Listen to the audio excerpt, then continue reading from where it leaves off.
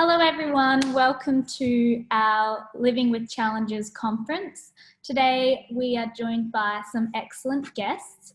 So first of all, we have Bo Kitty, who is a music, arts and creative industries professional.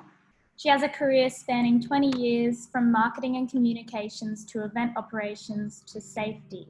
And she also runs Reality Check, which is a holistic coaching for creative business. Hi everyone, nice to meet you all. And then we have Eleanor, who is an ambassador for MS Queensland. She has been professionally working on events for almost 10 years. Since 2017, she has been producing Festival of Small Halls, and through this has toured 31 international and Australian artists to more than 300 shows across Australia. Welcome. And then we have Will, who has experience in hospitality and running events through Banter Events. Will has been diagnosed with autism and ADD and is currently pursuing a platform to advocate for neurodivergent issues. And through this, Will has been involved with both Labor and Green. And then we have Kirsten, who is a Greens candidate fighting for fairness, justice and sustainability. For over 20 years, she has developed policies and programs to support vulnerable Queenslanders. Welcome, everybody. I feel like me and Kirsten seem to be in like every Zoom meeting I'm ever in. Will! Hey, Will. How you doing? Yeah, good. How are you? Yeah, good. Yeah, we've spent a lot of time in Zoom meetings together. Yeah, I've just rejoined the new campaigns after the recent setback. So yeah. Who are you hanging out with at the moment? So as far as Brisbane, I'm doing I'm on Katinga's campaign. Yeah, cool. And then I'm also helping the Barron River people. Oh, yes.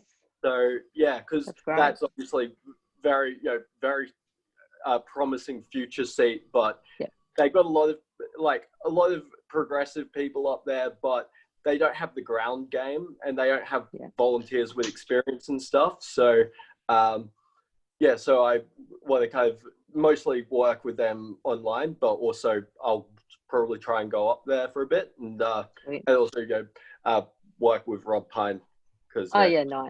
Champion of leftist issues and big disability advocate as well. He's a good guy. Yeah. Oh, good on you. Oh, that's so funny. All right, I wasn't expecting you for some reason. I saw your name too, and it just was like getting other things done. Yeah, excellent. That's great. Yeah. So, Kirsten, you have to go at some point. So, I mean, just let us know whenever you have to leave. That's totally fine. Then I forgot to say we're also joined by another Will, which from the Living with Challenges team. So maybe I'll refer to the project team Will as William, and then our guest Will as Will. All right. So first of all, has anyone personally experienced an issue at an entertainment event, or maybe witnessed someone who lives with a challenge facing an issue?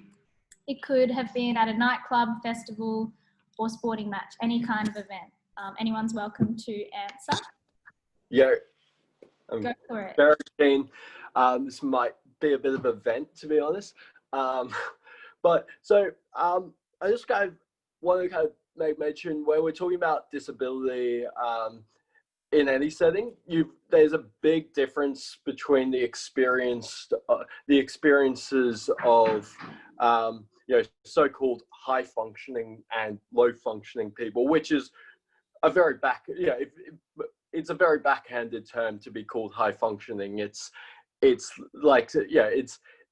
of like the ableist equivalent of light skinned. It's like it's saying you're still disabled, there's still something wrong with you, but I think the biggest experience difference is if you're high functioning, you're basically passable. It goes under the radar.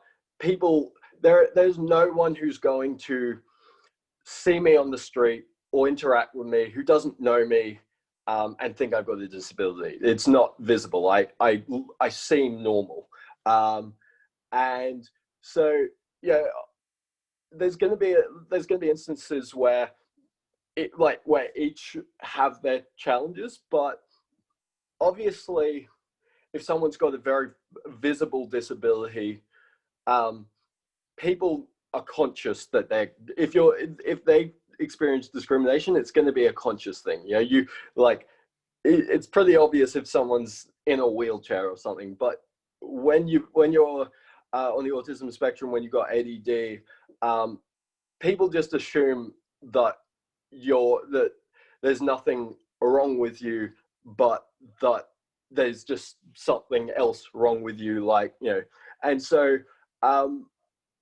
I've experienced getting cut off at bars after like 2 drinks, because I've had 2 drinks, I'm a little rowdy, maybe a little excited, whatever, maybe speaking a little bit slurred, but and they just assume that I'm drunk, cut me off, and I've had that issue. I've been refused entry into places. Another aspect of that is the medication that I take for my ADD is dexamphetamine, and a lot of people who are diagnosed with ADD are prescribed things like Dexy, Ritalin, Adderall in some cases, and Dexy especially is the same. It's an amphetamine. It's the same class of drug as meth. So you do get some of the symptoms like dilated pupils, things like that, and so that's another thing where I've been refused entry because they assume I'm on drugs. And I also know other autistic people that have had issues with being refused entry and stuff because it's assumed that there's something else. Yeah, thanks for sharing that. Does anyone else have any other experiences that they've faced or witnessed? I have a couple actually that I've witnessed. I've worked on a range of both underground and community events. And I was thinking of 2 stories when you were talking, Will. And one is that I have a friend who is diagnosed epileptic but has other sensory issues. And I was at a party with them where just became too much on the dance floor, too many lasers, too much sound, too much everything. And we actually couldn't find a place anywhere on the site where she could get away from that. And that was a real problem. And, I'm sure we'll talk about this a bit later, but prioritizing chill spaces for people with any mental illness or any things like that is really, really important, and something that I feel has been left by the wayside with a lot of events recently. And the other example is absolutely a no-brainer, but I've been at numerous community events where I just act as an area warden. So I turn up at the start of the event, and it's my job to sort of be another point of contact in that area. So I don't have any sort of pre-event experience or any logistical say in what goes down. And often disabled toilets can be placed completely incorrectly, so that people in a wheelchair, sometimes I've turned up to a disabled toilet, there is a step going up to that thing. And it's like, how is that even, the main point of a disabled toilet is for wheelchair access, and if we can't even get that right, then what else are we missing in these environments, So for a person who is, prides myself on trying to be as inclusive and accessible as possible in these spaces, sometimes, you get there, you get to the event, and the infrastructure is just not set up with the right things in mind. And I've also witnessed what Will's talking about. I have friends who are on the spectrum who've also been discriminated against. There is no question and no judgment about what is actually going on for them. And they are painted with some brush as inebriated, drug addict, or whatever, that is completely irrelevant. And I think that requires training. Yeah, and I totally agree with what Bo was saying, because, last semester, conference when we were talking to the promoters and festivals from different states, Like we had Mike Turner from Melbourne, Nick Wheeler from Sydney, Steph McCauley from Bali, and also he's also an security. And I was talking to Olga just recently, which is the Queensland office, that, and talking to the security, and we're all looking at security for training, but we're also looking at the organisers for training, and they're scared to like, well, it's not clarified in the law system. And I kind of agree with them in a more of a sense. Like that's why people like Will and I, we tend to get kicked out because we get misjudged because it's not written clarity in the law system, especially the two, which is the liquor licensing law in general and the liquor regulation laws in general, which like everyone's saying, even security would love to see it, and many managers as well, it's a full renewal of amendment just to get someone from disability law that we got our own in Youth Farm, which is Disability Law Queensland, just to have a look and really see the differences. Like for example, my personal favorite, which I'm always arguing on it, is section 156. And that's I mean gives an umbrella of okay, if someone speaks impairment, someone's not walking well, someone looking like they're a little bit shady or something, which it does have some similarity issue to the disability community. It just doesn't allow anyone to read it and say, okay, how can we identify the differences? So, and like Justine Baker and Justin said in the New South Wales committee last year back in the lockout situation, and it's gonna have to happen in Queensland. We need all stakeholders to start working together, like from top to bottom.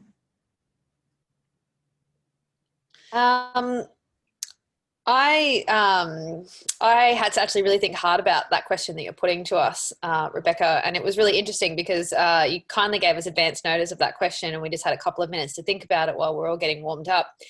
And my thoughts always jump straight to that I don't have any negative experiences in the access space. You know, I'm fortunate to work for organisations that really value diversity and inclusion, and will go to take the steps that they can to include people who have extra requirements.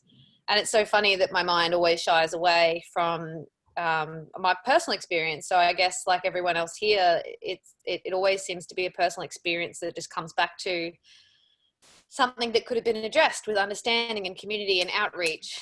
But it was, so it was my first ever experience in the challenging space of having MS. It was my first ever MS attack that was my experience with, I suppose, having an issue that wasn't addressed. I often don't speak about this, so it's probably the one area of MS that I don't have like a rehearsed spiel. I don't like to talk about it because I don't want people to feel responsible. I mean, how can you know? How can you hold people personally accountable? But I was the girl. I was the girl, you know, everyone was walking past, having a giggle, looking super trashed, you know, at a contemporary event that didn't look good. It wasn't a good look, and it wasn't an issue of intoxication or instability. It turned out it was a massive neurological meltdown that went on for the best part of a full night, you know, into a sunrise. And it's awful to remember. And I think that I still remember people walking past having a bit of a giggle, and that's disappointing, I think, in the current context, but also hugely encouraging, because I think that the conversation around access has been an intergenerational one. And I think that things are improving as more young people come into these conversations. And we're so lucky to have a lot of young icons in the, you know, in the differently abled space. We have our first differently abled senator now, and we have people like Dylan Alcott putting on music festivals. So I feel really encouraged. I think that that's the only negative experience that I have to reflect on is a personal one in a contemporary space, because I think I see the biggest changes in those spaces. And also, we're having even Jordan Steele John and I both agree on like over the years, like Eleanor was saying, even though we came a long way, but we also dealing with a massive influx of disability that's having different mindsets of demographic views. Can I It's just just visibility. I mean, it's the same thing. You can't be what you can't see, and we can now see more differently abled people contributing to the workforce. You know, being in public spaces, being public figures, and that's hugely encouraging for me. Sorry, Bo, I cut you off there. Yeah, can I just step in and say that when I'm thinking about these issues that you're all bringing up and that I've witnessed myself, I'm thinking back to when I did an RSA, which was honestly 15 years ago. And when you're doing an RSA, this is our main port of call, so we can do all of these talks in the background and politically and all that. At the end of the day, that discrimination that you experience is public facing. It's at that end point, at the bar, at the door, at the event. And I just sort of wonder if anyone who's maybe done an RSA in the last 5 years or more recently, if there is any new questions in there, because all it takes is a few extra questions to ascertain whether that person is intoxicated or has in fact some sort of impairment of some kind. It's not that hard to ascertain that if we have the right training, but it needs to be at that door and bar level that happens, I feel. Can I just say, and I'd rather listen to everything that you're all saying. I think I've seen lots of examples. I mean, like many years ago, I haven't experienced it myself, but I was working for in a support role in my younger days, and so I became very, very conscious, like hyper aware of access, and I think that's part of the problem is people have no exposure. They don't understand what challenges actually exist. I don't claim to know all of the different categories that fall under living with a challenge. I apparently I do. I didn't know that, and a lot of people will just kind of work through their lives until they're kind of confronted, which is what you were saying, Eleanor, like until you're sort of faced with it or you see it or you experience it in some way, it's very difficult to even switch on to the idea. So when you've got, and I hear it all of the time. I hear people, their frustration at somebody who's not articulating clearly enough something. They think, and it's not because they think they're drunk, it could be because they do have autism and they're doing something and they don't know how to respond to that. And so I regularly have conversations with people about, the need for greater understanding for everybody, because the moment you're exposed and you're aware and you're informed and you can actually manage the expectations that you have so that you give everybody a bit of a break, and you don't expect them to behave in a particular way just because that's how you behave and that's how like the majority of the people that you work with behave. You have to understand like that everybody has to start to learn about this stuff, and you're bang on. Like I had a little note, like incorporated into existing training, and like with the RSA, my son did an RSA probably 4 years ago now, and I can't speak to what it used to be like, but I don't remember seeing anything in there at that point. So hopefully there is something that prompts that thinking at the minimum, because otherwise how are we ever going to be a more accepting community? And as for like the actual I did a reno and I built to accommodate, well, I didn't build the whole house, it's still old, you can probably see parts of it behind me, but the bits that we did fix up, we did it to accommodate anybody in a wheelchair, and you still can't get in, there's still stairs. It's like, these are legacy issues, but when you're conscious of it, you can start to try and bit by bit change things, or en masse change things. And I think we need to en masse change people's thinking, at least through education and training, because I think that would make a huge difference. And the other thing that will make it huge difference, just to keep the education and training going, which I'm currently trying at the QT Girl, is hospitality venues. I'm not too sure much about the festival industry because they're more of a one-off thing, but it's definitely a hospitality venues in general, like nightclub bars, you know, restaurant, whatever, blah, blah, blah. I think they should be more encouraging of looking at different disability or disability inclusion plans, so that way they got a long-term goal to keep the awareness and education and so on going. So whether staff they get new, because hospitality is definitely a high turnover. But once the staff go, they'll be able to keep the knowledge, and once they get new staff, they'll be able to retrain the knowledge. And it's just to keep an ongoing cycle.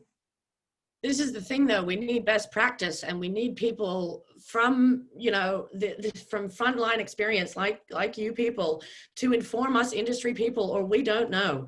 And wonder, I mean, is it as simple, and I'm just throwing this out to the group here, is it as simple as adding a question in to bar staff through that training that is, can I ask if you have any sort of impairment or disability that might be affecting you right now? How does it feel if you're asked that over the bar? One thing, sorry, could I just, one thing that I've been thinking about, and I'd like to explore, and it's actually convenient that you're here, Kirsten, because I've been meaning to also address this in a green setting as well. The possibility of having a government issued proof of disability card. So, because I think one thing about making it an RSA, like putting it to people in RSA is as an RSA thing, and putting it into hospitality is like, you're still putting the responsibility on people who realistically, I don't trust neurotypicals to be like, to do right by me. I kind of expect that I'm gonna have to fight my own battles. And I feel like if I had a card where I can say proof of disability, if someone's cutting me off after 2 drinks, if I've shown them a proof of disability and they're still choosing to disregard that, then that's a situation they're putting themselves in, and I've actually got a case to fight that. And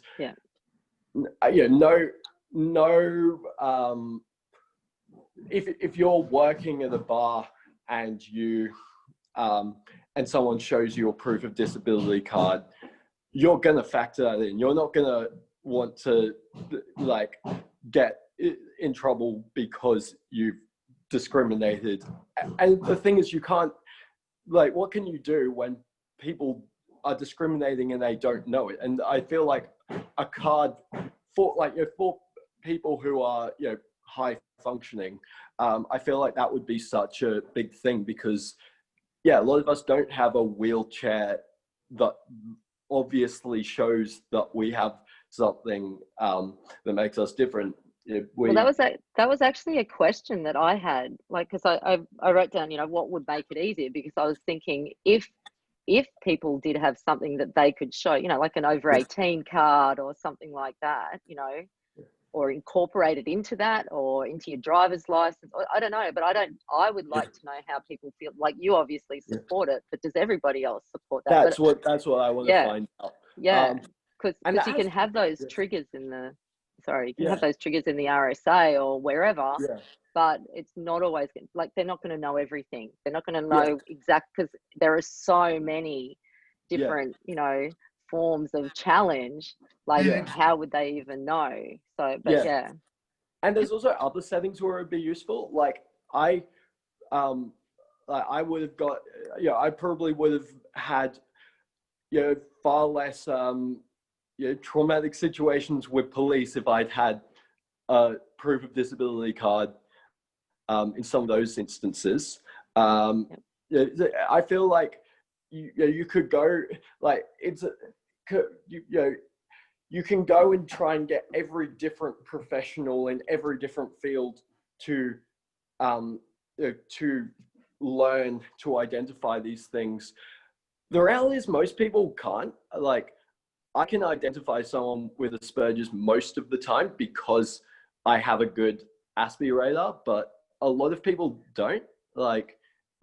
it's I have to agree, Will. Half of my friends are on the spectrum of some kind, and even though I am diagnosed as a hyperactive, I haven't known that they've been Aspie or whatever until they tell me, because I figure we're all a bit kooky, you know, because I'm in the creative industry. But can I just ask you, Will, so this is a little bit of an aside, but a friend of mine is in the UK, and she has severe anxiety, she has asthma, she has a variety of reasons, which means that she is unable to wear a mask all the time in the current climate. And she posted a photo of this card, like an ID card that's printed in plastic with a lanyard that's very identifiable. And it has in big writing, I have a medical reason for why I'm not wearing a mask. And it made me think, you know, maybe we don't have a federal, you know, policy for giving you a card like that, but you know, can we just make one? Can you make one? Can we get some advocacy groups making some identification? Can I just interrupt for a second before Kristen goes on? We do have a federal level. We got companion cards in the federal level. Disability pension card, they're all in the federal level. Medical bracelet, they're all in the federal level. And they've been on for years, since Gough Whitlam. The question is why it hasn't been incorporated in a jurisdictional setting to be interacted with the RSA, GSA, and security management training. Because it's not a priority, Will. Yeah. It's not been a priority to decision makers. We know this. That's how it always is. And they're not exposed to it themselves, or they think that it's not going to get approval by the industry groups or something. You know, there's all sorts of reasons why it falls down the list of priorities or drops off entirely. And that's why it's so important to keep these things alive. I mean, my son, we got him a medical alert thing because people would think he was drunk, because he would, you know, like he has a heart condition, which is actually after a third surgery seems to have improved on that front.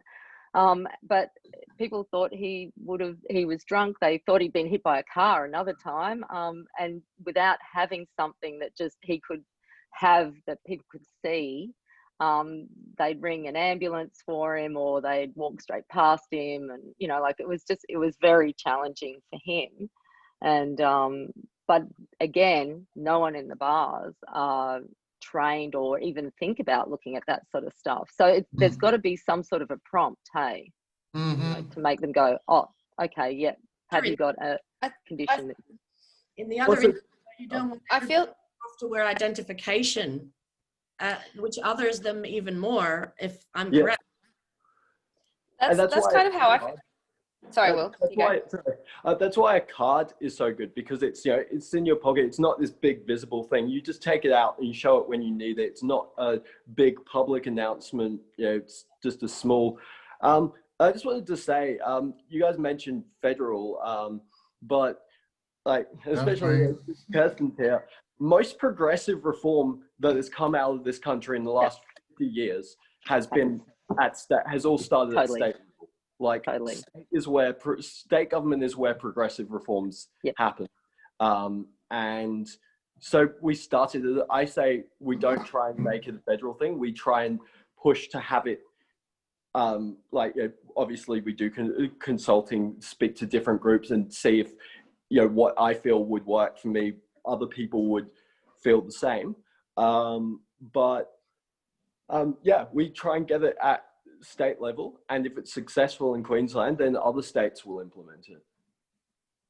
I have to say, like a card, I mean, I also hear stories about people with disabilities, and recently, actually, I heard a story about someone with MS being mishandled by QPS, which, you know, it makes me cry. It makes me so devastated that you know, one of the most common neurological diseases that we have in young people isn't factored into, you know, an assessment process as to whether someone's intoxicated or unruly or whatever. But I wonder if a card, I think a card is a fantastic idea in those situations, and it would prevent those things happening. But I think a part of me resents that they happen in the first place. Like, if the onus is put back on someone with a challenge to prove that they're challenged to receive bar service or to be treated as another member of the community by the police, And I mean, I'm also quite aware that, I mean, the NDIS, for example, is one of the biggest revolutions in services for differently abled people in our history. But one of the first teething problems was that so many people couldn't access it because the onus was on them to explain their symptoms, to explain why they live with a challenge, and to explain why they need help. And that was such an onerous process for people. They just gave up and didn't access the scheme. And you know what I mean? Like, I feel like if you put another hoop in front of someone, another government process for someone to say, I have extra needs, this is, you know what I mean? I hate that those things happen, but I feel like why isn't it in someone's viewpoint in the first place that there may be another reason for this behavior? I agree. I guess I'm biased towards community and grassroots approach as well. Like, you know, I would always prefer to come at something with kindness and inclusion rather than, you know, you're wrong here, check this out.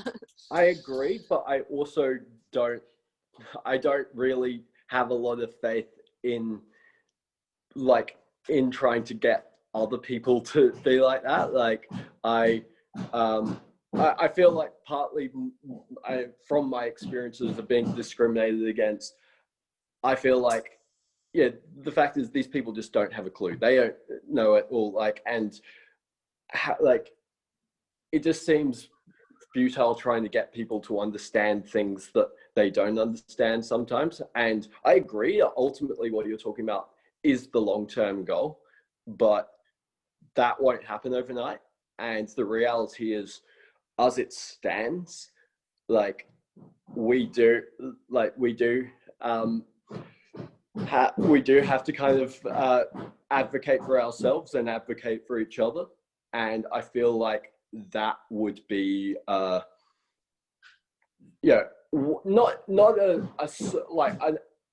a complete solution, but it would be one of many tools that we use to our advantage. I think a multifaceted approach does make sense. Yeah. I think we're all with you, Eleanor, in that, you know, we want it to be everybody gets it. You know, we just want everyone to get it. So my question is for Bobby and Eleanor. Maybe Christian wasn't joining for this one. So in regard to we're facing the hospitality industry, and there's a lot of issues in how we handle communication. But let's look at the festival perspective. And I did notice in my time working in the festival industry, like Earth Frequency, Manifest, Rapid Credits, and Element. And when the independent camping music festival apply for their DA process, I know that the council or state government always accept a basic level of risk assessment. And I just think the state government or council need to start stepping up on the implementation of for these organisers to show the council that we acknowledge disability risk assessment, which is, for example, medical. So you have your basic information about your medical staff, and then underneath you look at what type of issues that disability could have in medical perspective, and provide that document. And I know from when I did my event management dual diploma at Type Queensland, if you can provide disability risk assessment, the council, from my knowledge, will definitely give the organisers more support in regard to getting a third party organisation grant or sponsorship or funding. And my question is, do you think it'd be a good idea for the state government to from the state level to start raising the game up a bit on the risk assessment accepting? Is this a question for me or Eleanor? Both of us. Eleanor, have you got thoughts on this? Because I've got heaps. I'm actually probably the most fortunate event organizer that I know, in that I've never had to submit a risk assessment or a DA, which is probably, you know, a reason for the few number of grey hairs that I still have. But I think that you actually raised a few really, I think that you raised a few really interesting sort of dynamics there. And one was about cash inflow, so funding and sponsorship. So, and the other is about risk assessment. So it's my understanding that if you're working in a building and your fire escapes, for example, can't accommodate someone in a wheelchair, then it's not a proper fire escape. And it's the same for bathrooms. If you don't have bathrooms in a new building that can accommodate differently abled people, then you won't be granted your approval. Like you can't build it. Festivals are a little bit different because they're commonly outdoors. So your exits and things don't have the same connotation. But tying cash to social issues is a really, really interesting thing. So public funding often is. So for example, if I apply to the Australia Council for an event funding and it's demonstrated to be targeted towards Indigenous Australians or Australians with a disability or any particular group, you have to demonstrate how you've consulted with members of that community in order to get the funding. So that's great. But your sponsorship question is really interesting. And I feel like Bo's got a lot to say, so hopefully we can return to this later. But it is one of my biggest questions as to why inclusion isn't a commercially driven issue. All of our initiatives are government driven. You know what I mean? Like taxi schemes, the NDIS, inclusion, building standards, they're all government driven initiatives to help people be included in daily life. But if you look at the numbers, it's almost 1 in 5 Australians that have a diagnosed disability. I actually can't think of a brand or a company that could afford to exclude 1 in 5 Australians from its sales, you know, from its branding pitch. So I don't understand why businesses aren't at the forefront of inclusion, and I hope that's something that does change. I think part of that. According to sorry, Will, I'm going to use it 1 to 5, but according to the ABS, back in 2015, I'm pretty sure they haven't updated yet. I know it's still old, and I apologize. But according to them, they're forecasting by 2024 it could increase up to 4 to 1. And that's from the ABS back in 2015. But that hasn't. The point is stronger. Why are Coopers or why is Bundaberg letting their brand be attached to bars that may not, you know what I mean? That where people are serving their product who may not be trained in inclusion and access requirements. I mean, that kind of staggers me, and I feel opens the door to a hugely negative brand association. And I feel like they should be more at the forefront with their funding and with their sponsorship dollars to say, hey, if you're not training your staff properly, we don't want you serving our drinks. Drinks are probably a really bad example. I don't think Australia has an issue with underconsumption of alcohol, but that's a whole different forum. That's a great point, the though. thing about that is even if it's 1 in 5 people, those aren't all the one disability. And I feel like part of that is building the solidarity and building the cross coordination and having people identify with people, with each other, who, you know, with other people of different disabilities and other different things. You know, I think certainly, yeah, in the past I wouldn't have referred to myself as having a disability in the sense of, yeah, I don't really consider autism a disability. I'm very much of the, you know, autism is a superpower line of thinking. But I've realized that actually there's not enough of us to just be, you know, our own thing.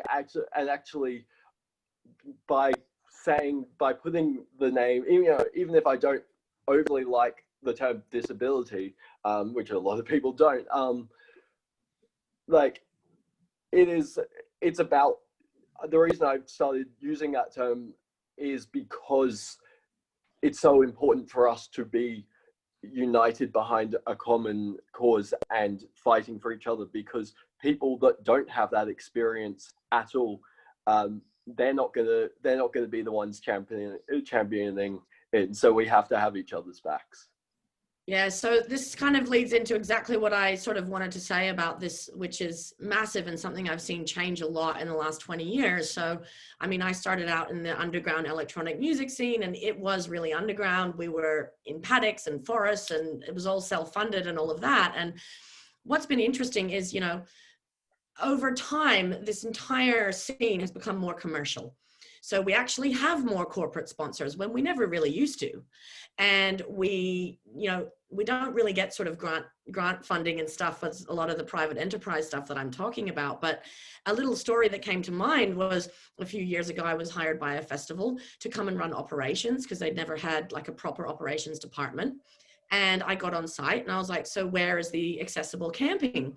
And they went, what accessible camping? And they said, oh, for families, because this is the thing. I'm 40 now, and as I went from 20 as a young raver through to 40, a lot of my peers had babies. And so suddenly everyone starts advocating for the fact that we've got prams and babies and we still want to take part. And so family camping became a thing that became a priority. Now I turn up at this event and I'm like, well, I actually know that there's a couple of differently abled friends coming to this party, and they have mobility issues and they need to be somewhere convenient. They can't be traipsing 6Ks across a dirty paddock to get to the dance floor. So I quickly just made it happen, basically. I turned family camping into accessible camping, which meant anyone with mobility problems, as well as prams or any of these things. And what was so interesting is they did one post on Facebook about, thanks Bo Kitty for helping us out. You know, we had a great party, rah, rah. The next year that we got them to register and that camping area was full. And so you're absolutely right, Will, that it does need to be, you know, I think that we need to advocate across the board for this to be a conversation rather than focusing too minutely on the specific things that we must provide for every single category of person. We need to be having the conversations about who is that. And the other point, was that 20 years ago, you did see less differently able people at those events because they were smaller, the scene was smaller, they were more remote in general. And now we have a population expansion, which means that 1 in 4 then becomes more prevalent. And now we need to address that and cater to them as well. I'm really sorry, everyone. I have to leave. It's like I'm so late to the next thing. Thank you so much. It's such a good conversation. We'll upload it to Facebook and you can watch the rest. Yeah, thanks. And I think you're going to organise something. We'll catch up next week, and cool. The question that comes from the others, we'll pass it on to you. Yeah, great. And well, I just, I think, it's a good discussion, and this is how we come up with some solutions. So thank you, everyone. I think you're all before you go, big brains, and I love it. Pardon? Before you go, Kirsten, I'd be keen to talk with you a bit more about it from from the more Greens policy angle of what kind of things we could put in. Yeah, cool. That'd be good. Got to get elected. Well, if the recent poll is anything to go off. Yeah, looking good. But anyway, thanks everyone, and I don't want to distract this discussion anymore. So yeah, I'll look forward to hearing the rest. Okay, bye. Bye. Okay, so we've obviously spoken about how training and staff education is one of the biggest solutions that's been suggested. Why do you guys think that it hasn't been addressed or implemented to most organisations or venues yet? I think that Eleanor touched on it when she talked about, unfortunately, money being a really big factor. And I think that money talks, and I think that a lot of the places that we're talking about educating, they run on extremely tight budgets, high overheads, tight timelines. So it really is a case of being proactive about that advocacy and actually providing a package that people can understand. William, when you said before about consulting with councils, about having another level of risk assessment, I'm a safety officer. And so I'm in charge of ticking the boxes on site of what someone else has written as a risk assessment and making sure that everybody does that stuff. And it's not a fun job, honestly. No, it's not. I'm doing it because I've got a pretty good personality. So being the fun police usually goes down okay. But I just sort of feel like at the moment, especially with what we're facing with COVID, is if you've ever implemented a risk assessment or put a permit in for an event like Earth Frequency or anything like that, the level of bureaucracy that we deal with in Australia to do these events is pretty crazy. And now with COVID, I'm actually speaking with some promoters about what a COVID safe event looks like, because some of them are happening in Queensland right now. And we're having these curly conversations where we get over one hurdle and then there's just another one, and then we get to another one, and then there's another one. And all these legislations are at odds with each other, similar to some of the legislation that comes in after things like bushfires happening with planning permits and things like that. So I would love, and this is a suggestion to you guys about how we could maybe actually do something, is festival organizers and promoters are extremely busy, extremely time poor, and have no money, right? So what we need to do is present them with a checklist, a consultancy package with resources. Like, I have to say, I did some research before this chat with you guys because I didn't want to seem like a total rebel anarchist festival person, but I found this online, and you guys are probably familiar with these communication boards. Yeah, I had seen that before. Okay, so this was from Knox City Council, and a friend of mine who I was talking about this chat with you guys pointed me to this. I have never seen one of these at the events that I usually run. Nah.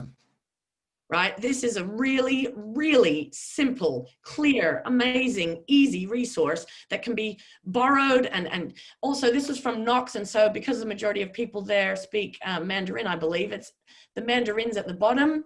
And then you've got the relevant things for that event. So for a festival where there's camping and crazy stuff happening, we'd obviously need different things on this board. But this, I already found this as an amazing resource. So thank you for making me do that research, everybody. And I really think these need to be more. How come these are only with council? How come I've never seen one of these running an electronic music anything?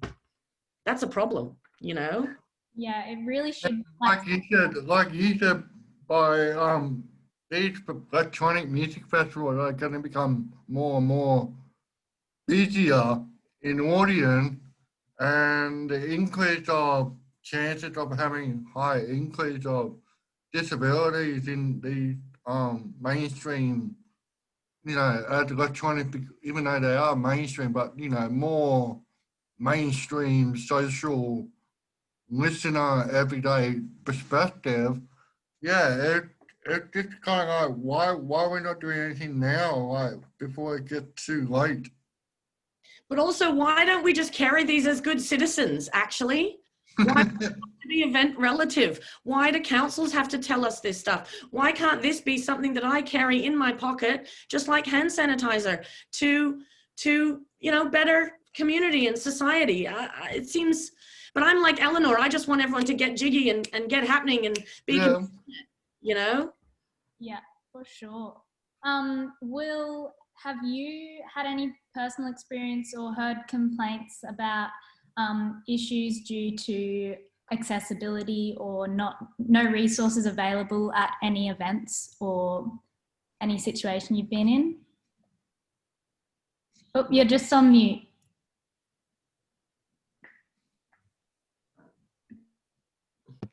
Sorry, could you say that again?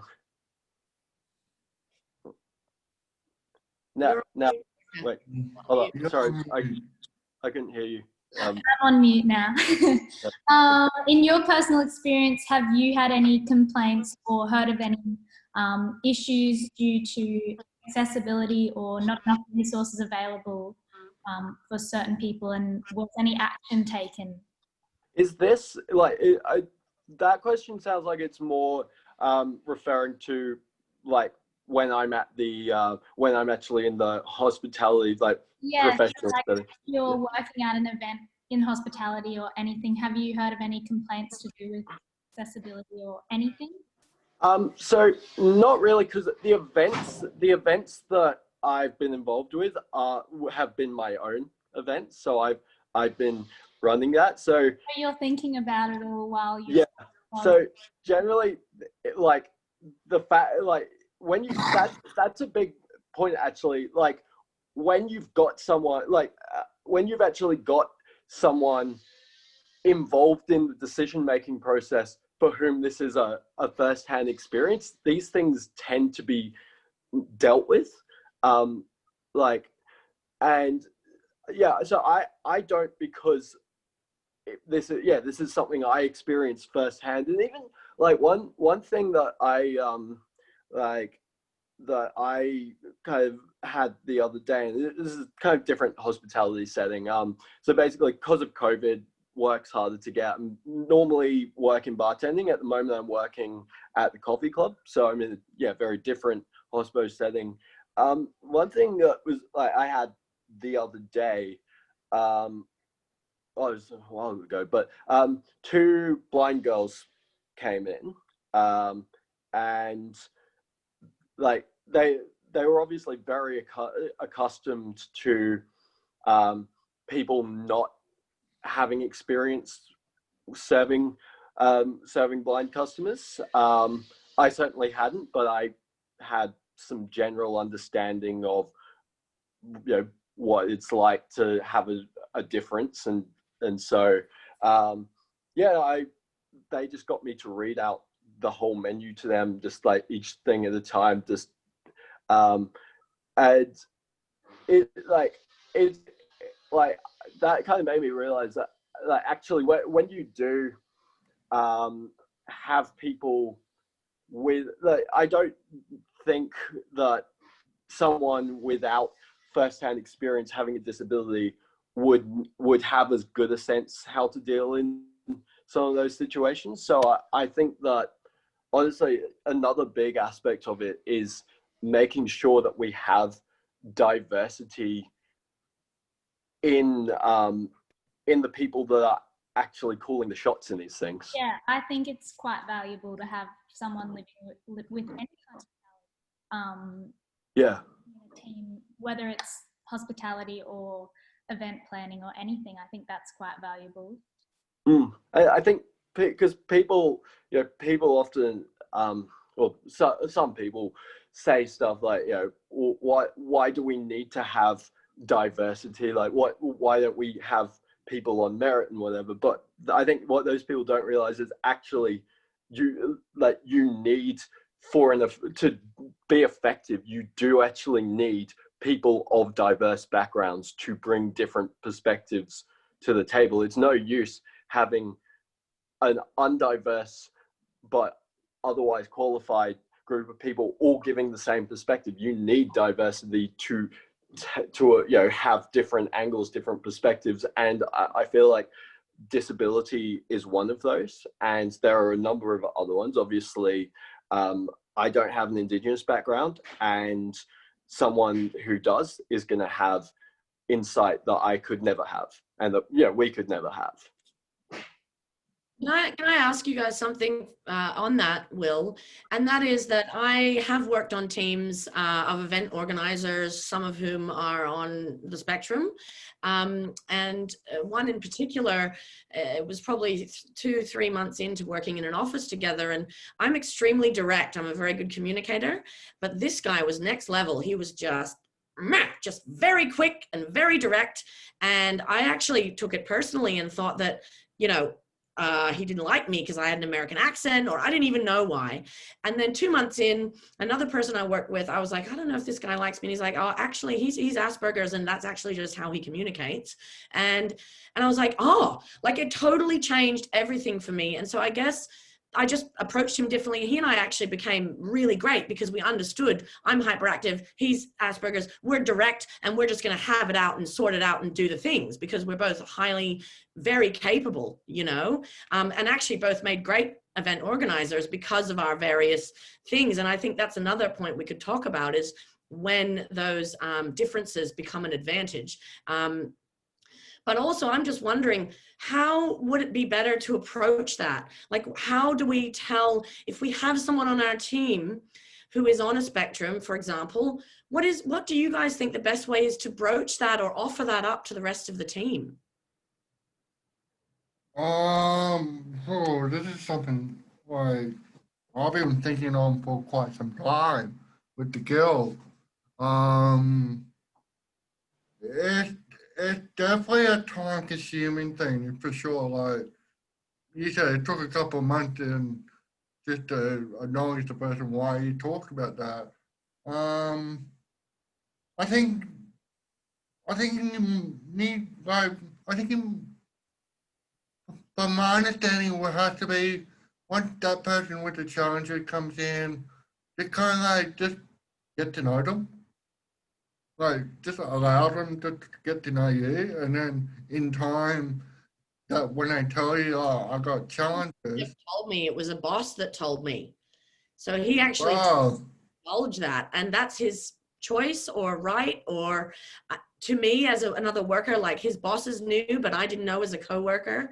So this is why I'm asking, is just that, you know, that really. Well, if that's the case, you can easily go up to the boss and whoever hired them and say, "Hey, I'm just want to double check and see who I'm dealing with. That's all." And sometimes the boss will have to go and ask permission, but you know, for privacy's sake.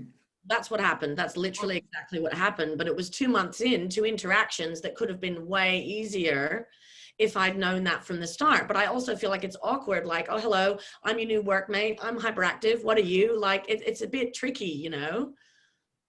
I think Yeah, that it's it's important. very tricky, and sometimes it can take people by shock, and sometimes it can make people uncomfortable. And sometimes people just need a bit more time just to adjust to it. Eleanor?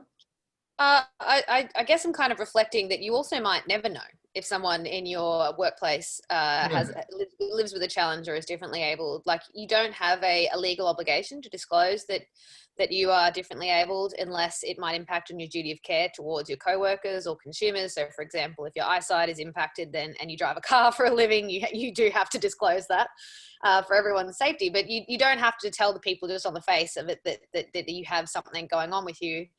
And I mean, I personally find that one of the hardest things to engage with, because I actually find talking about my MS one of my best coping mechanisms. It's one of the few things that I can control about the trajectory of the disease, is how I choose to communicate about it. And I choose to communicate as frequently as I'm allowed to. And it's very therapeutic for me.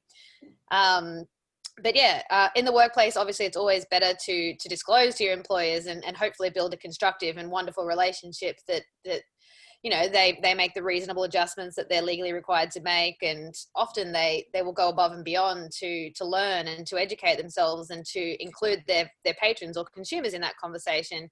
But you might never know, is the core point. And I think that the only way to come at that is to come at all interactions knowing that not everything is personal. You know what I mean? Like someone having a bad day has nothing to do with you, even if they took it out on you. You know what I mean? And you have to sometimes come at life with that detachment, that not everything is about you or your interactions. And sometimes people speak unkindly without realizing that they do, and it's nothing to do with you.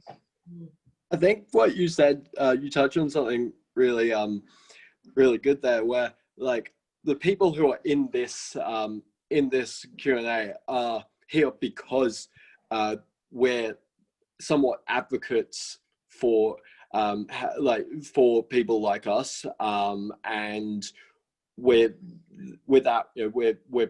comfortable speaking about it, and we enjoy speaking about it.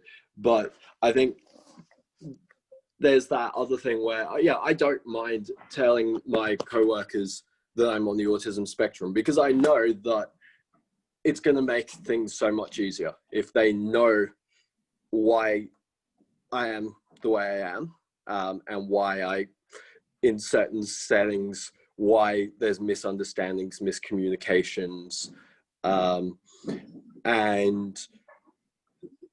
I guess the other thing is that, like, there's two aspects. One is why we need such a multifaceted approach, so that we address that. And I think also part of that is building that culture where people are actually comfortable, and it's something they take pride in, is their difference. And I know there are some people that are very much like, for them it's not a point of pride, it's a point of shame. And I feel like that's a stigma that we have to tackle as well.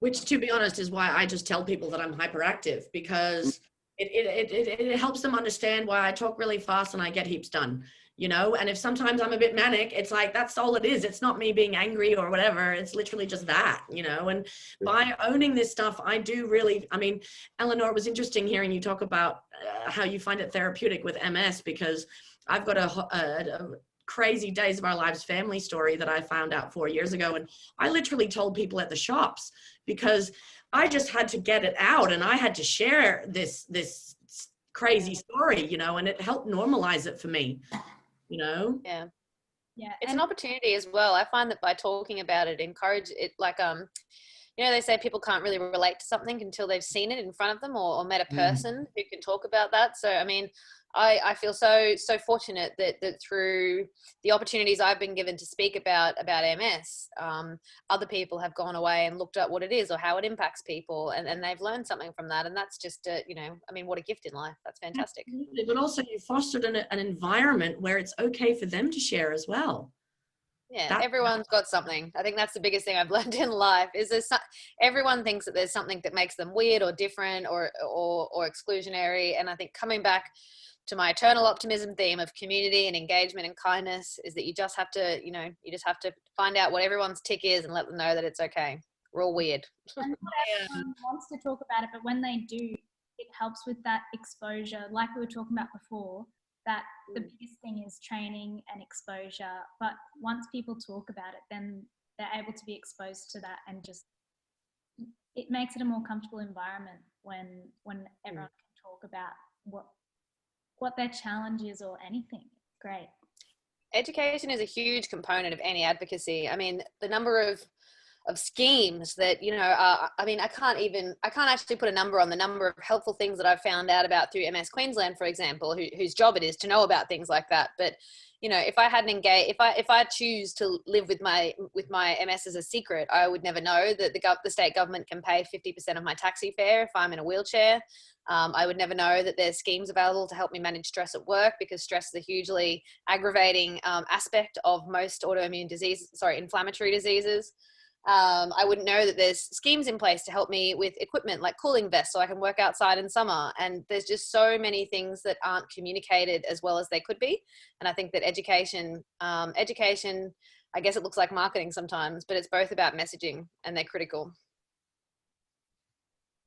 Yeah, that's a great point. And when you guys have worked on events, are there any active decisions that you guys have to talk to the other employees about or think about to provide that equal access to someone living with the challenge? I know we kind of touched on it, but are there any other things that we haven't spoken about yet? For me, there's the logistics side of things. Like, I will sometimes get on an event site that has been advertised as accessible, and I know that as soon as you put 3 pedestrians in that space, there is no way a wheelchair is going to fit there. And so I feel like that is the sort of active, on the ground, dynamic decisions that we need to make with the knowledge. Like, this is where we need industry experts and advocates to come on event sites and show us what we can do better. Mm-hmm. It's actually really interesting at the moment, because I actually work in a field of events that doesn't commonly have to make decisions like that, because I work on a venue hire basis. So, you know, like I work with communities to activate their own venues, and I don't control the site in a way that a festival organizer does. And because I work with community halls, they're commonly old buildings. So you might know that access requirements are for new buildings or buildings that are being renovated substantially, which I think the cutoff is like 50% of the building mass or more. So it hasn't actually been something that hugely comes into it, except when the community, you know, choose to by inclusion, which is fantastic because most of them do. But now it's coming up in the post-COVID-19, well, we can't really call ourselves post-COVID-19 yet, can we? But in the coronavirus event planning world, I actually don't know how this is going to roll out in other states, but in Queensland, you're required to have a certain number of bathrooms to have a COVID-safe event. That's about accessing hand washing facilities. And if those bathrooms aren't accessible, then they don't count. And that's that would be a huge obstruction to non-accessible venues being able to put on COVID-safe events, which I think is a good step. It's important to, you know, you can't say everyone here can wash their hands if someone can't get into the bathroom.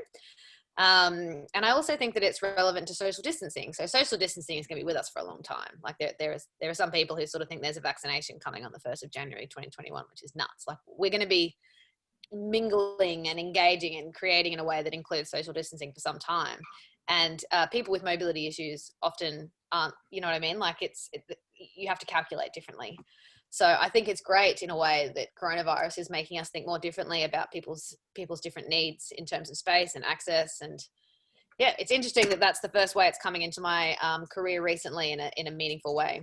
Yeah, I've also heard a lot of stories over COVID where people living with challenges have been able to access things online that they were never able to access before. So things that are being broadcasted online, like there were music on YouTube and so many conferences like this that they might not have been able to access otherwise. So they've actually enjoyed the and things that have come out of coronavirus.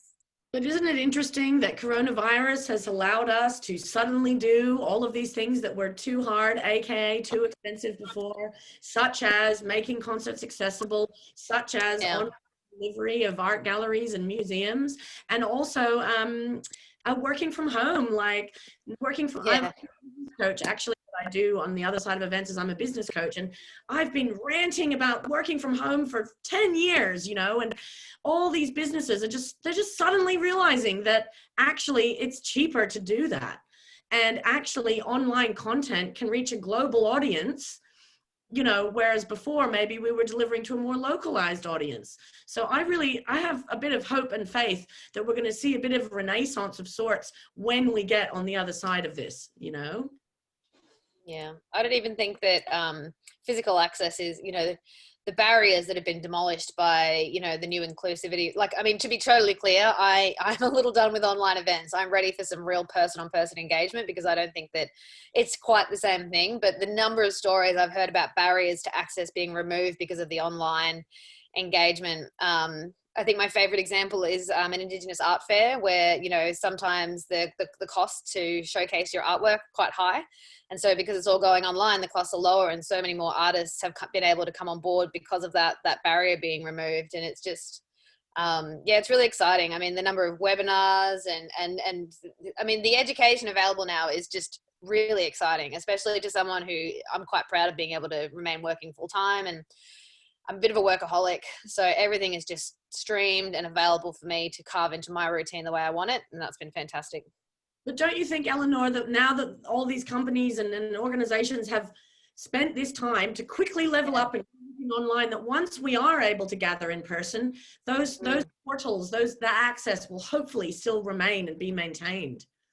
Yeah, I think it's crazy that so when you talk about being employed with like a differently able person being employed, it's the discrimination barrier comes in for employers with the word reasonable adjustments. So employers are required to make reasonable adjustments to allow someone with a disability to work, but reasonable depends on what job it is and the scale of the change. And so one of the most common examples they give is working from home, because that's not commonly a huge adjustment to make for someone in an office. And I just, you know, I feel like that's crazy that was the number one highlighted example of a suggested change. You know what I mean? It should be the way that we're all going now. So I hope that COVID-19 has tipped the scales, you know, showing how easy it can be to work remotely and to adapt our practices like that. And yeah, that's also the same with hospitality. Like if you're hyperactive, most employers tend to keep people on with this, like even though they gotta comply with reasonable adjustment, but like they'll do it for for day one or a week, but if you're working in back of house with like a kitchen hand, they'll just treat you like shit. Like they'll just kind of like give you more tasks, and even though it's hurting you, like mentality and psychology wise, most people with disabilities in general don't have good standards in like everyone else has. Even though they might be all over the balance on their, you know, how they deal with things. But yeah, I still believe that we still got a long way to go. Right, even though we're opening doors, but we still got a long way to go. I think that there's encouraging statistics. I now can't remember the exact number, but the workforce gap is closing in terms of people who, formerly might have been excluded from the workplace who now aren't. But I think that kind of like, I mean, you're almost talking about like an undercurrent there, which is, I mean, I would call that discrimination, treating someone differently or giving them extra tasks or something like that. And I feel like that's like almost a low key, shady form of discrimination that would end up in the courts. And I feel like that is a failure of the system right there, because when something has to go to court to be litigated, to be proven, and I guess wage theft is another great example of that. It took a few really high profile multi-million-dollar settlements for wage theft to be legislated in respect of in Queensland recently. And that's appalling. You know what I mean? It shouldn't get to that stage. There's quite a lot of resources out there in the world trying to prevent people getting to court. Families have to go to mediation, businesses have to go to mediation, before they're allowed to sit in front of a judge. And yeah, I think it's a real shame that a lot of undercurrents are allowed to go for as long as they are before someone has the resources and the time and the capacity to stand up and say, we'll sue. It should never get that far, should it? No. In some regards, the litigious nature of America has its benefits, honestly. Americans are very litigious, and they'll slap a lawsuit. Yeah. It does make people pause for a moment, because you don't want a lawsuit. Whereas in Australia, I can count the number of people I know who've actually been sued on a couple of hands. It's not the same social framework of accountability here. Yeah, and one big argument that that people talk about a lot is that discrimination, and my knowledge isn't up to date in this space, but I mean, when I studied discrimination law, a lot of the it's a state-based scheme, and state-based schemes are often better in terms of like local enforcement, but it also means they're often disjointed and don't, and you know what I mean, like, and so a federal, generally potentially federal anti-discrimination provisions in that space could be improved, but my knowledge isn't up to date in that space, so I'll stop. And there's also a lot of ratio loopholes within discrimination laws and disability law as well, which makes it really confusing, because disability law or discrimination law has to kind of like collaborate with other different statutes of law, like law, civil law, business law. Yeah, it's something like there's no sense of clarity, like compared like a criminal law where it's like straightforward, but when it comes to disability law, it takes a lot of thinking and grey holes and loopholes just to figure it all out. I'm sorry, guys. My phone died, so I was out of the loop for a couple of minutes. It's so good. Could people just fill me in where the conversation's at? We're just talking about different mechanisms of discrimination, and sorry, I just wanted to clarify what I just said. Talking about the overlap between state and federal discrimination laws. I understand that there's obviously a federal anti-discrimination act and there's a Queensland anti-discrimination act, and there's a anti-discrimination act in each state. And what I'm not up to date with is where the gaps still are. So last time I looked at, the intersection of federal and state legislation in that space, there were gaps in each state. And that's why it's difficult to engage with, because it's different in every state where the gaps between federal and state are. Yeah. Yes.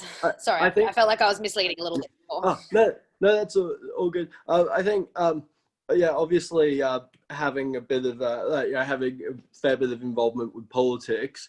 I think the advantage of state is it's a lot easier state's a very good place to get progressive reforms up, whereas it's quite difficult to try and get progressive reform at federal level.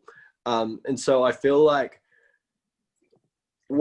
where state comes in is is making these progressive reforms, getting more rights for disabled people, getting greater protections against discrimination, and then once you've got that in all the states, then it's you're not dealing with having to you're only having to deal with filling in the gaps rather than building from scratch. So, but I agree. Sorry, I don't know if I derailed you there, Rebecca. No, that was good. This is good conversation. The only other thing I wanted to touch on, moving on from that, is about medication. I know, Will, you spoke about it before. And do you guys know any ways for people that need to take medication into a festival or a club or anything, how they can get a pass or approval? Or I don't know the process, but is there anything put in place yet? All I know is that we don't limit the festivals that I've worked on. There isn't a gate policy about medications, as far as I'm aware. If you have dexamphetamine on you, if you have a prescription for them, and you're, you know, searched and found with them, that's totally fine, the same as in the real world. The only people that would be doing that on a festival site is the police anyway. So they would follow their same police protocols. None of us organizers are involved in the sort of active policing of what people are carrying and things like that, which is why we have user pay police at those events to represent that for us. So I don't think that there would be a problem there, but in any regard, really. But this is going to be a very interesting conversation when people start getting prescribed legal marijuana and some other of these things. And dexamphetamine is a good example for that, because as Will said, it is an amphetamine. It does present as some of those effects sometimes, and they can be abused by people that don't need them, you know. Yeah. Oh, sorry, can I just say, the bottle that the dexamphetamine comes in, and pretty much all medications have it very clearly labeled that their prescription. So I've actually never had an issue with that. Even like I've had Dexies on me. I'll open up a bit. I've had more colorful periods in my past, and I've had, been searched for stuff, and even when other stuff was found, I still didn't get the Dexies confiscated because they were clearly labeled. So I think on that front, the at least as far as me and my medications, the framework is actually pretty good, and it does, even police know the rules and follow protocol there. The only issue I have, and I have experience seen it witnessed in my own eye perspective, commonly at frequency and Darth Bars when it was running back in the days. I'm not too worried about the front gate, like Bo said. Like, they get checked and breath tests and everything at the front.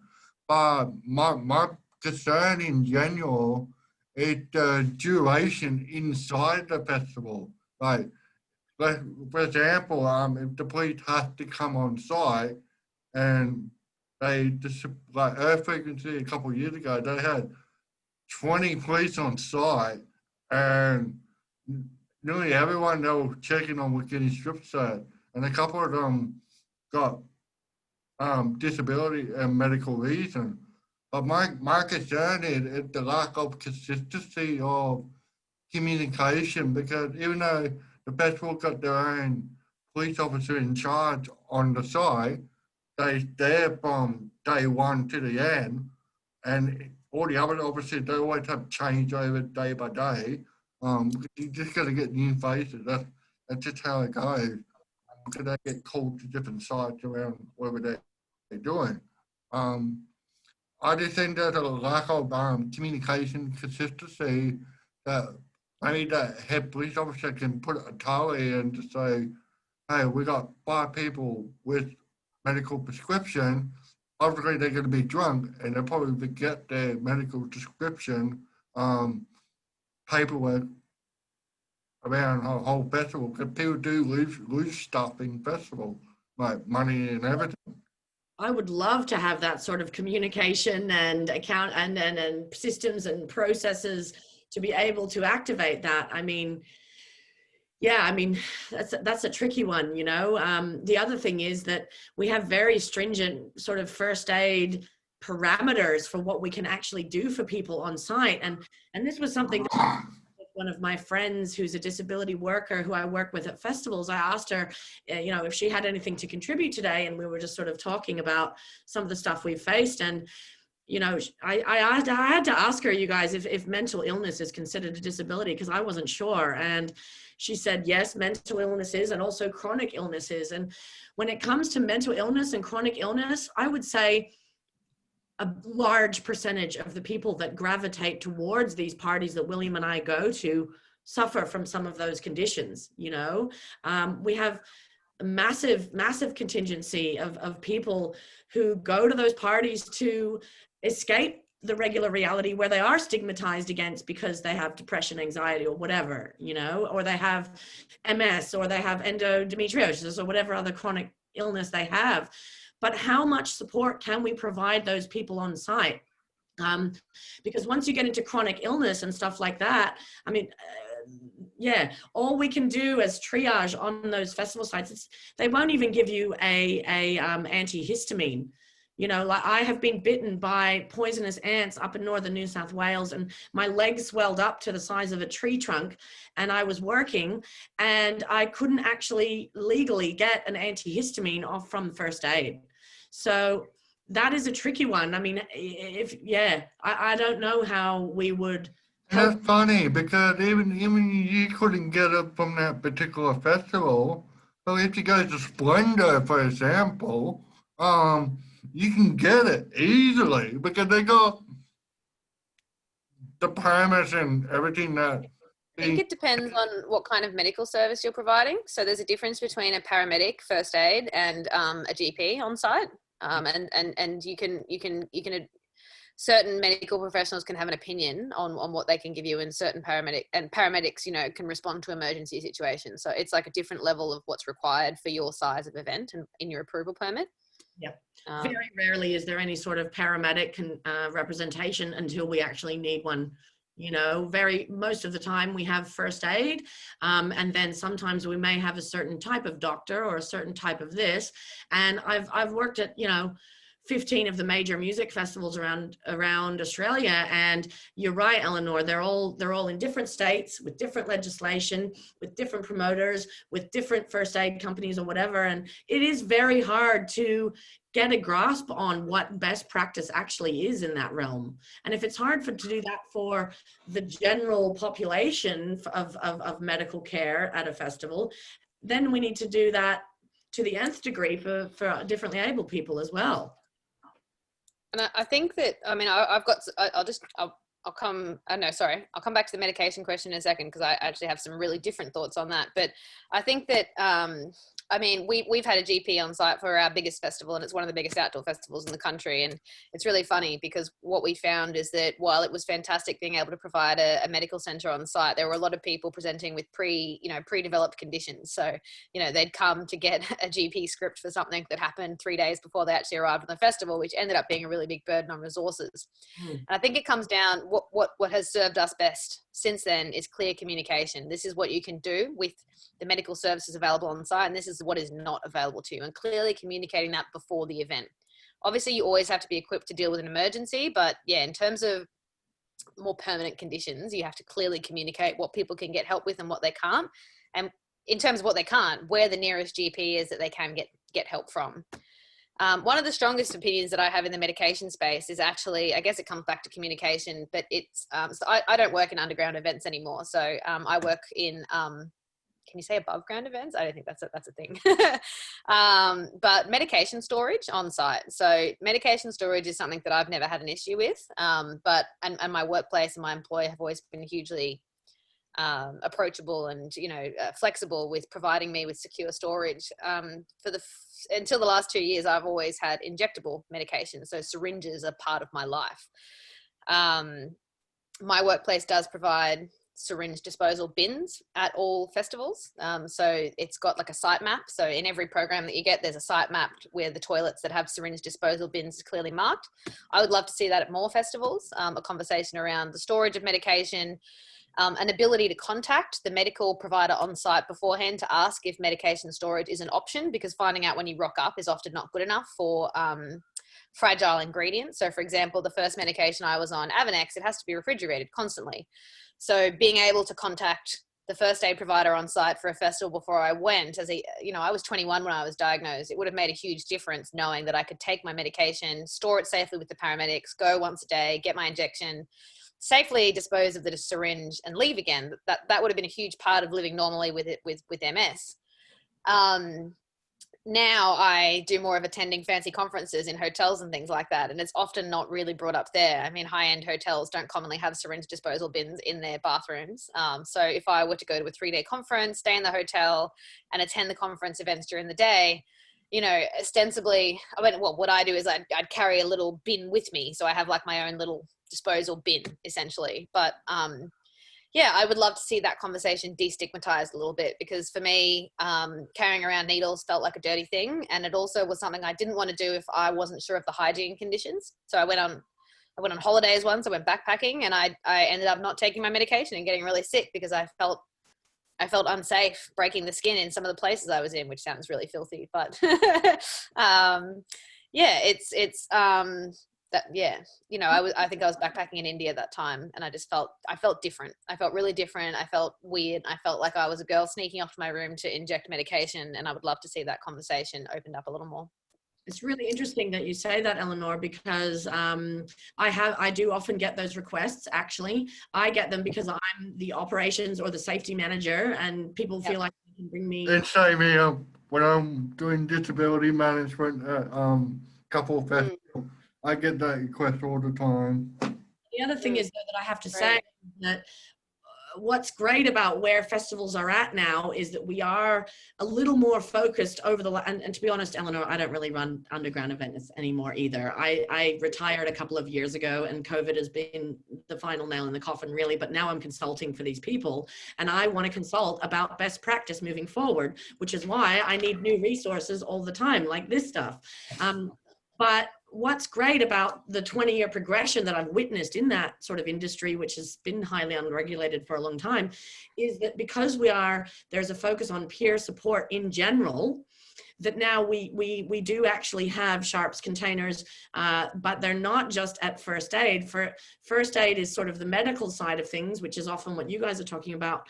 But we also have DanceWise, which are amazing people who sort of do peer support in the drug side of things, but they have sharp containers, they are educated about those sorts of things. And there's a marriage there that I feel is worth talking about, because some people with chronic drug addictions, it's a condition as well, and I feel like we need to treat it as a health issue and not a criminalized issue, and that's a whole other conversation for another 6-hour panel that we do another day. But the crossover here is interesting. Do you know what I'm saying? Yeah. The destigmatization of people needing medications, sharps, and in general, this should be a human conversation, I feel.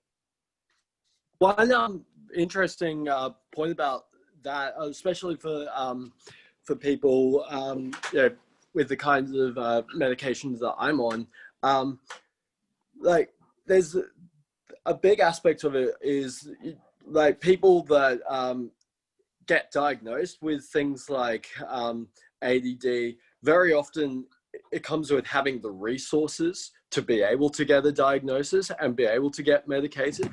And there's actually some talk among people that deal with both mental health, disability, drug addiction, that part of the issue with the ICE epidemic and stuff is people who are undiagnosed with mental health conditions or with things like ADHD, because they're from socioeconomic backgrounds that just don't facilitate the resources needed.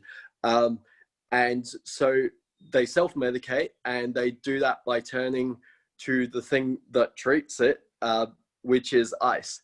And I think the two are completely go hand in hand. And I I actually would like to look into because drug addiction, that kind of thing, drug reform, another thing I'm very passionate about. And I would actually like to look into whether what I take for my ADD could also be used to treat ice addiction. And yeah.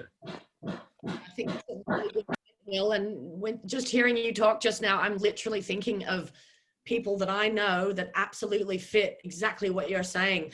And unfortunately, they've been in this sort of low socioeconomic, but also, like, I have to admit, rebellious underground where we don't trust Western medicine, and this kind of like mindset which stops people maybe doing some of that exploration to find those things out, especially as adults, because we know that kids with autism and ADHD now are reasonably well spotted usually, right, in school. But for people my age, there's a lot of people that I know that literally this conversation wasn't happening when we were in school, really. And so they've probably gone out into the world and, like you said, they've used what is around to self-medicate. Actually, that's a really, really good point. I think it comes back to the same thing, doesn't it? Like whether it's diagnosed or undiagnosed, identifiable or non-identifiable, visible or non-visible, they're people have difficulties and challenges in the way that they engage with communities, and we sort of all have to just come at engaging with each other with as much as much of an open mind, as much kindness as we possibly can, to make sure everyone can participate. Yeah, because there's always going to be disabilities that might not be visible, like epilepsy or things like that, but we always just have, I think it should just be a talking point. Everyone should just always consider that there could be something happening. And as you said, Eleanor, like everyone's got something going on. So it should just be a normal thing to think about. Hopefully it gets to that. Yeah. Well, it sounds like we've spoken about most of the things we need to. I think the main takeaways that we have discussed is the training and education, adding things like a question to the RSA training, and making sure bar staff have some kind of like assessment process, or just asking if they have some kind of challenge instead of just cutting them off after 2 weeks. I think, Rebecca, can I interrupt you for a second? I really, just from what you're saying just there, about talking about education and training, I think that, I would love to see, you guys are university based. It would be so exciting one day to see an audit, because a lot of what we're saying, a lot of this conversation has been driven by words like most of or nearly all events, which are like really broad presumptive terms. I would love it if QUT didn't, if students were able to run an audit one day talking about what Will was just talking about, how many councils consider accessibility requirements in their risk assessment or DA approvals, like knowing where the numbers are in that space would be so amazing. Yeah. Well, that could have happened because if I did get accepted into my master's in philosophy, with my topic going to be in disabilities in global entertainment operation management, an audit will be definitely the big hit on my card with the associate dean researcher to conduct a massive audit between nightclubs and festivals within Queensland, just to start off with, and then gradually work our way down to Victoria, where I'll become an annoying beau down there. But yeah, I know Clover Moore from the Lord Mayor of Sydney. She's definitely open for that type of thing just to happen. Yeah, that would be an awesome start. And also things like a proof of disability card or something added to a driver's license that's just easily... And that topic can be easily audited to the Royal Commission that is currently happening at the moment.